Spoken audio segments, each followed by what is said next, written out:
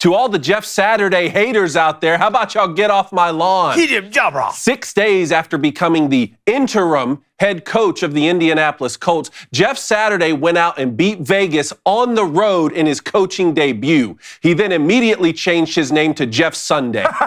No, but that's how every pathetic puppet in the mainstream media should refer to him. Not only did the Colts win, they surpassed 200 rushing yards for the first time this season. Imagine that. Hire a former offensive lineman and you dominate the trenches. Now, this victory was against the Raiders, so let's not hand out any cookies just yet. And with the tough schedule ahead, Saturday's cynics will certainly get an opportunity to pile on. But it appears as if that will happen regardless of any on-field achievement. Joy Taylor stated, whether Jeff Saturday is successful or not, his hiring was an embarrassment. For those wondering who's Joy Taylor and what are her qualifications, our team is still working on that. Jason Taylor's sister. Former Steelers head coach Bill Cowher chimed in, regardless of how this plays out, it's a travesty. And former Browns tackle Joe Thomas went so far as to blame Saturday for accepting the job with no coaching experience, even though Thomas himself told Pat McAfee he would throw his hat in the ring to coach the struggling Browns. Do I have to be the one to tell Bill Cowher and Joe Thomas they had zero media experience before accepting their positions on television? Did they steal opportunities from countless broadcasters who worked tirelessly year after year to climb the professional ladder? No, Jeff Saturday is not some unaffiliated custodial worker who is cleaning out the chocolate river at Willy Wonka's factory, six-time Pro Bowler with the franchise, Super Bowl champion with the franchise, executive member of the NFLPA. Saturday walked the halls of the Colts building for 12 years, setting the cultural tone. Some of the coaching staff who are supposedly more deserving now haven't walked those halls for 12 months. Will Saturday be a permanent NFL coach? I don't know. If he is, will he fail? Possibly. But if you find Jeff Saturday's hiring problematic, however, you would call the same hire visionary if the former player in question had a different skin color, then I won't be bashful when I tell you to get off my lawn. Yeah, that's your best one. That's my favorite one. Am I wrong? No, you're not. It's such a great point you brought up about Bill Cowher and them. Hey, man, you don't have any media experience other than press conferences, every now and then. Like you got guys, white, black, Hispanic, that have majored in broadcast journalism, trying to work their way up for that job, and you took away their job without having any experience. But then you're going to pile on Jeff Saturday for coaching a sport that he played, that he's a Hall of Famer at, and he played the center position, which anybody who knows anything about football understands that. But the two worst.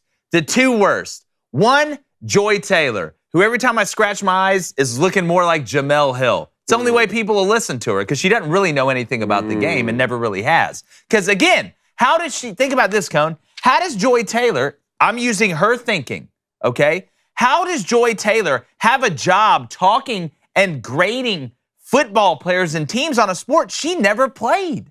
She never put a helmet on once.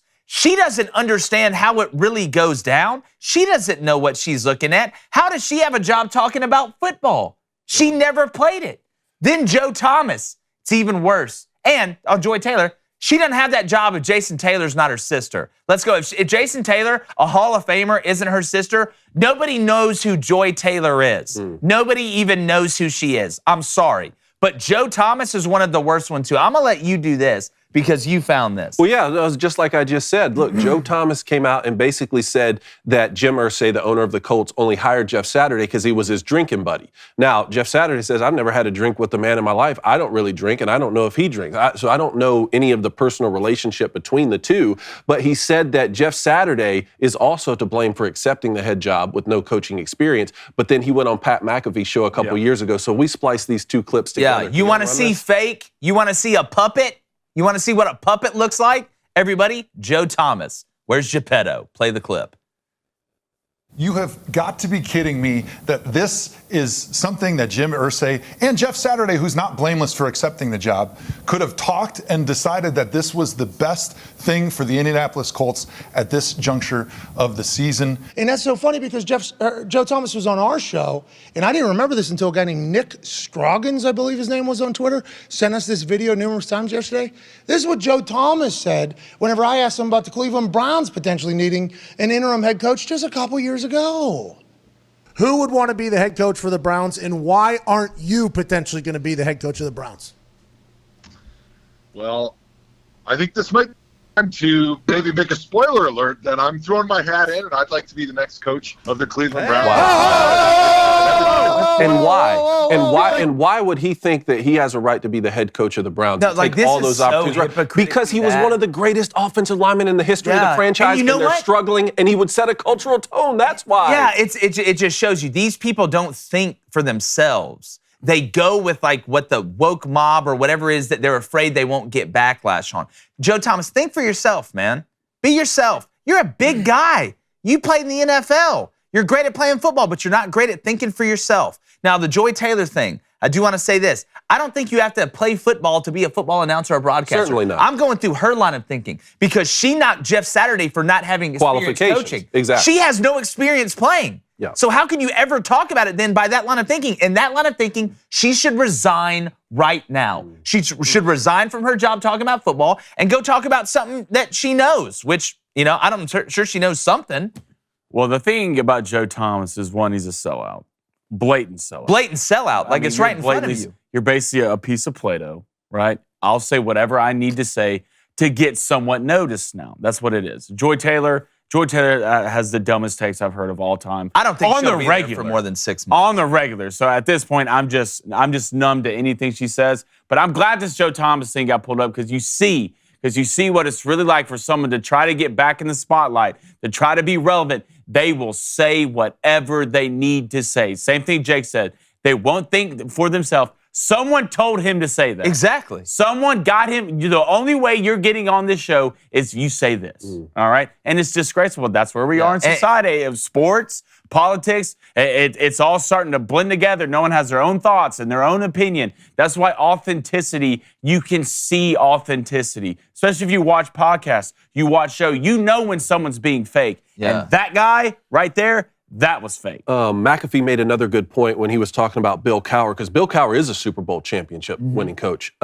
He said Bill Cowher got the head coach of the Steelers when he was 34 years old. And there were other coaches in the league who were older than him, possibly deserved that opportunity more. Jeff Saturday couldn't get any coaching job when he was 34 because he was still playing. Yeah. He was still being an all-pro in the league. Now, if Jim Irsay came out and said, I want to make Jeff Saturday the permanent head coach of this franchise. He gives us the best opportunity to win. Again, it was already unorthodox. That would be especially weird. He didn't say that. He said it's not about winning or losing right now. We have to set a cultural tone with the guy who's walked these halls. And as soon as I saw this news, I took a double take. But that's what I thought. Oh, getting a longtime former player to hold the fort down while they go and do a search for a permanent replacement. That's what I thought. And I started wondering, would it be any different if they hired Peyton Manning? If the position were different? Oh, no. If they hired what would happen then? No. If they hired Peyton Manning, they would laud it as an unbelievable hire. I guarantee they would. I guarantee they would. And last point I want to make on this, we'll get to the Booster Club and I'm going to get up to the board.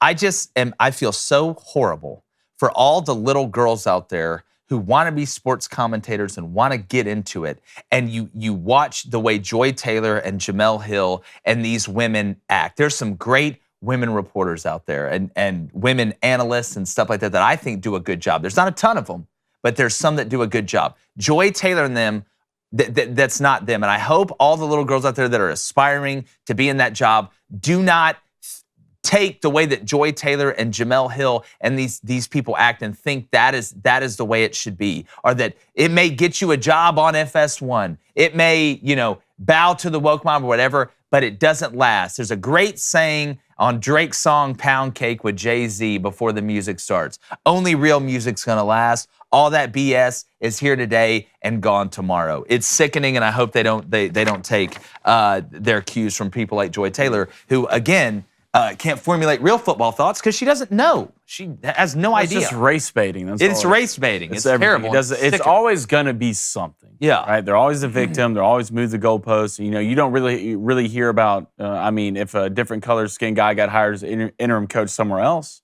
I mean, I know somewhere else where that happened. You haven't heard any questioning on that. And I'll tell you right now, Jeff Saturday is going to be the next coach, the next full-time head coach. What do they say if he finishes the year with a winning record? That's the best the Colts looked all year by far. Oh, I'm rooting for him. I hope they win every game. Have the Eagles coming to town this Sunday. Yeah, I'm rooting. Look, it's going to get tough. For him every game now. It's going to get tough. I'm rooting for him every game. And Joe Thomas and those guys, and Bill Cowher especially, they didn't bring up race in their analysis of it. But again, to the sportscaster point, they got those positions without any media background. They didn't go to school for that. Were they stealing opportunities? No. The networks valued a skill set they had, gave them an opportunity. What's up, YouTube? Yeah, it's me, Jay Crane from Crane & Company. That's David Cohn and my brother Blaine as well. Make sure you subscribe. We got some more great content coming, and we read your comments live and your questions and other things as well.